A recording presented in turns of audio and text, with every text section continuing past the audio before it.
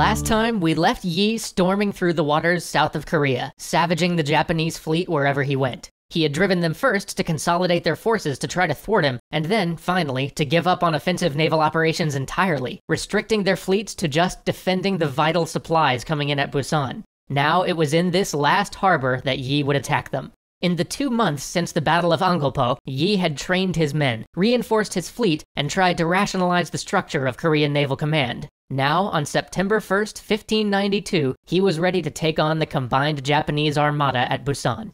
His fleet of 166 ships set out to destroy the nearly 500 Japanese ships awaiting them in Busan Bay. He caught a few stragglers along the way, but the Japanese had finally learned from their past encounters with him. They were holed up in the harbor now, and while Yi's ships were able to fire into the harbor from outside Japanese cannon range, he couldn't find an opening to get close enough to achieve the type of complete victory he craved. As long as the Japanese were in that harbor, they were protected by the surrounding troops and cannon on the shore.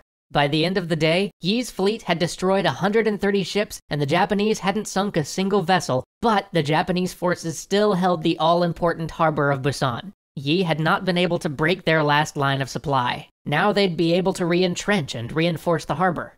As winter set in and the campaign season slowed down, the situation on the ground changed as well. An army from China had finally arrived in the north, and by January they had driven the Japanese out of Pyongyang. All over the country, the Japanese started to fall back, unable to sustain their lengthy lines of supply due to Yi's bottling up of their navy. By April, Seoul was retaken as well, and Busan served as the last great Japanese stronghold, anchoring their control on southern Korea. By August, Yi was promoted to Supreme Commander of the Korean Army and moved his base to the island of Hansando, where he had previously used his crane wing formation to crush the Japanese offensive fleet. Again and again, Yi petitioned the court for Marines so that he could resume naval operations, because his fleet couldn't attack the Japanese so long as they stayed defended under their shore guns, and without Marines, he couldn't dislodge the shore batteries in order to follow up with the naval attack.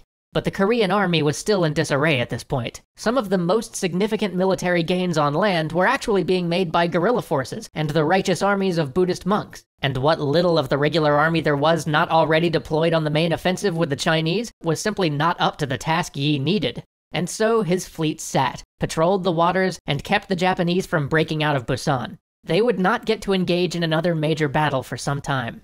So instead, Yi focused on turning his island base into a production center. With the country ravaged by war and most of the working-age men conscripted into the army or the navy, the central government couldn't provide Yi's forces with the food, lumber, or weapons he needed to keep his men fed and his fleet in top shape. So he invited refugees to come to his island. He would protect them if they would work the land.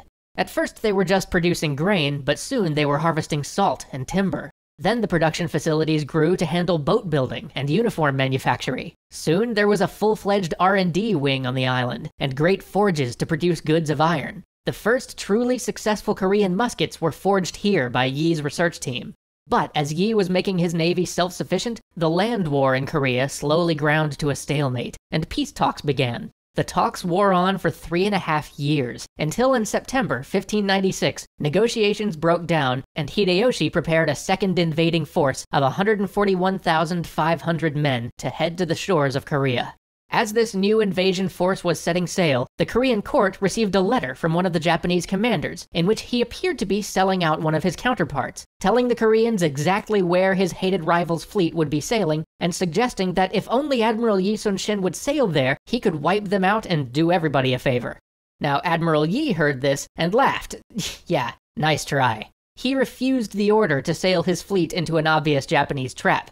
But Yi's childhood friend, Ryu Sung-young, had enemies in court, and when they heard of Yi's refusal to follow orders, they seized on this opportunity and had Yi tried for treason. Ryu could do nothing to save him. Yi was ordered to return to Seoul for his punishment. His replacement as head of the navy would be Won Kyun. This was the guy who'd sat and done nothing when the Japanese ships first invaded, and then promptly scuttled his own fleet. A fleet 4 times as large as the one Yi had been using to inflict such heavy losses on their enemies. Yi was nearly sentenced to death for his insubordination, but there were still those in court who saw his value, and though they couldn't save him entirely, they did save his life. He was once more reduced to the rank of a common soldier and sent off to fight with one of the armies.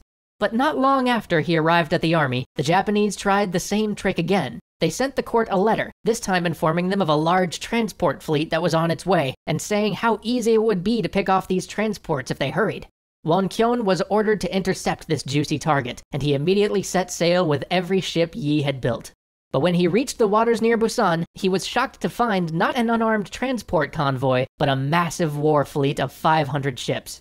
Despite this, and the exhaustion his men faced from traveling so quickly, Won-kyun ordered a head-on assault. The winds picked up, and a gale began to form.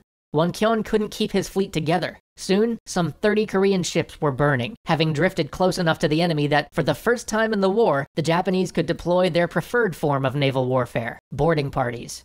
In a panic, Won-kyun ordered a retreat and fled to the island of Kadok-Do, where he ordered his men off the ships to resupply. What he hadn't realized was that this island was under Japanese control. As his men searched for fresh water, they were set upon by the Japanese island garrison and slaughtered.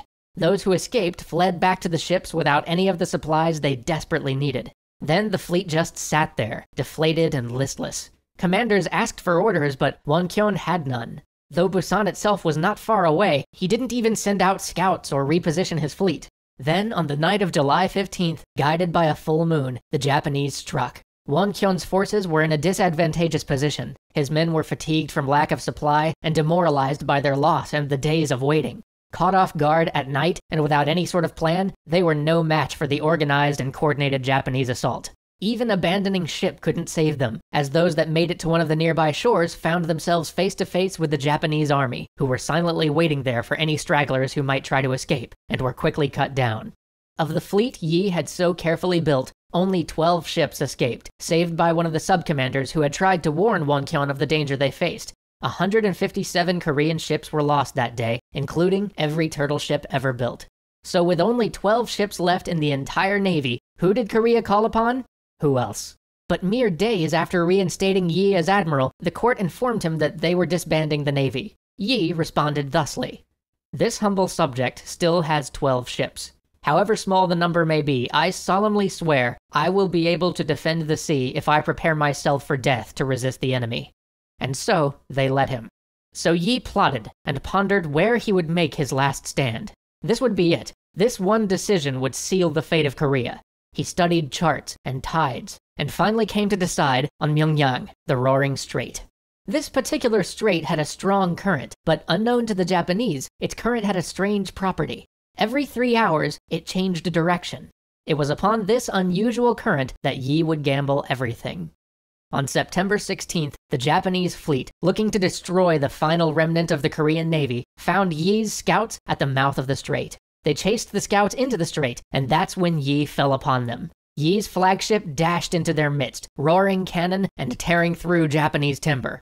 But his ship fought alone. The rest of his navy, possessed by fear at facing such a large force, had lagged behind. Eventually, though, seeing the havoc Yi's ship was wreaking on the enemy, they took heart. Messengers were sent from boat to boat with a mix of inspirational words, threats, and the hope of victory. And soon, the rest of Yi's tiny armada dove into the fray. Then, a stroke of luck. The enemy flagship was blown apart by friendly fire, and the Japanese began to waver.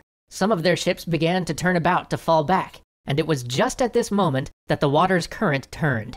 The strait was too narrow for all the Japanese ships to maneuver around each other, and with the current roaring against them, ship slammed into ship. They tried in vain to retreat, tangled, ships smashing into one another, screams and chaos, and over it all, the roaring water.